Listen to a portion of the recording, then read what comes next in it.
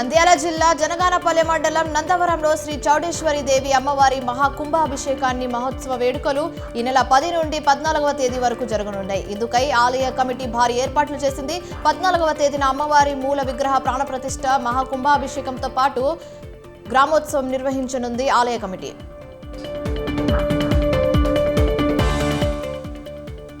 వరంగల్ జిల్లా నల్లబెల్లి మండలం నాగరాజుపల్లి మద్ది మేడారం సమ్మక్క సారలక్క సత్యం గల తల్లులు మొక్కులు చెల్లించుకునే భక్తులు సౌకర్యాలు లేమితో ఇబ్బందులు ఎదుర్కొంటున్నారు. అయితే ఈ నెల 21 నుంచి 24 వరకు మద్ది మేడారం జాతర జరగనుంది.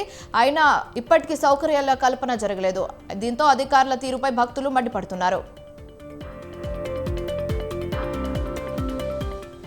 బాబు షూరిటీ భవిష్యత్తుకు గ్యారంటీ కార్యక్రమం పశ్చిమ గోదావరి జిల్లా తాడేపల్లిగూడెం నియోజకవర్గం దర్శిపర్రు గ్రామంలో పార్టీ ఇన్ఛార్జ్ వలవల బాబ్జీ ఆధ్వర్యంలో జరిగింది. ఇంటింటికి తిరిగి ప్రజలతో మమేకమైన నేతలు ప్రజా కష్ట నష్టాలు అడిగి తెలుసుకున్నారు. అయితే టీడీపీ అధికారంలోకి వస్తే ప్రజలకు ప్రయోజనాలను వివరించారు. జనగానపల్లె ఎమ్మెల్యే కాటసాని రామిరెడ్డిపై మాజీ ఎమ్మెల్యే టీడీపీ నేత బీసీ జనార్దన్ రెడ్డి మండిపడ్డారు. ముస్లింపై కపట ప్రేమ చూపించడం కాదు, మత పెద్దలకు క్షమాపణ చెప్పాలంటూ డిమాండ్ చేశారు. షాదీఖానాకు కమ్యూనిటీ హాల్కు తేడా తెలియని వ్యక్తి ఎమ్మెల్యే కాటసాని రామిరెడ్డి అంటూ ఘాటు వ్యాఖ్యలు చేశారు.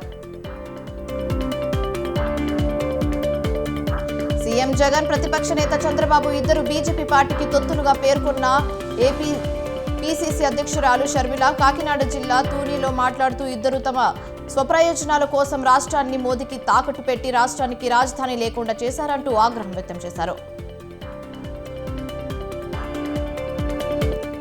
హుజూర్ నగర్ నియోజకవర్గంలోని పలు గ్రామాలలో చెరువుల మట్టిని వదలడం లేదు.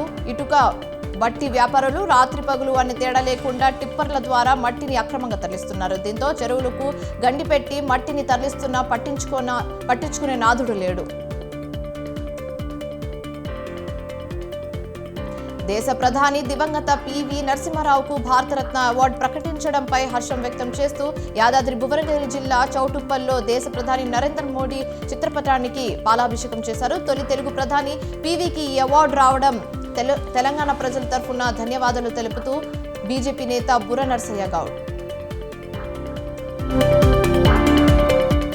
శ్మశాన వాటిక విషయమై తలెత్తిన వివాదం రెండు సామాజిక వర్గాల మధ్య ఘర్షణకు దారితీసింది. మచిలీపట్నం మండలం చిట్టిపాలెం హిందూ శ్మశాన వాటికకు మరో సామాజిక వర్గానికి చెందిన మహిళ మృతదేహాన్ని తీసుకురావడాన్ని అడ్డుకోవడంతో ఈ వివాదం తలెత్తింది. అయితే ఇరు వర్గాలకు నచ్చజెప్పడం ప్రయత్నం చేశారు పోలీసులు, రెవెన్యూ అధికారులు. షేర్లింగంపల్లి చందానగర్ పోలీస్ స్టేషన్ పరిధిలో గంజాయి మొక్కు పెంచుతూ 42 ఏళ్ల ఆనంద్ అనే వ్యక్తిని పోలీసులు అరెస్టు చేశారు. గంజాయి మొక్కు పెంచుతున్నాడన్న సమాచారంతో గోపీనగర్లోని ఆనంద్ ఇంటిని తనిఖీ చేశారు పోలీసులు. అయితే 5 అడుగుల 5 అంగుళాల ఎత్తున్న 600 గ్రాముల గంజాయి మొక్కును స్వాధీనం చేసుకుని కేసు నమోదు చేశారు. మాయమాటలతో నమ్మించి పౌడర్ రూపంలో ఉన్న మత్తుమందు ఇచ్చి గొలుసు దొంగతనాలకు పాల్పడ్డారు ఇద్దరు దొంగలు. ఇంట్లో ఒంటరిగా ఉన్న మహిళను టార్గెట్ చేస్తున్నారు. కర్నూలు జిల్లా ఎమ్మిగనూరు లక్ష్మీపేటలో జరిగిన ఘటనలో ఉమాదేవి అనే గృహిణి నుండి 5 తులాల బంగారం ఆభరణాలను తీసుకెళ్లారు. డ్రగ్స్ రహిత రాష్ట్రంగా తీర్చిదిద్దే లక్ష్యంగా రాచకొండ పోలీసులు యాంటీ డ్రగ్ అబ్యూజ్ సమ్మిట్ పేరుతో కార్యక్రమం నిర్వహించారు.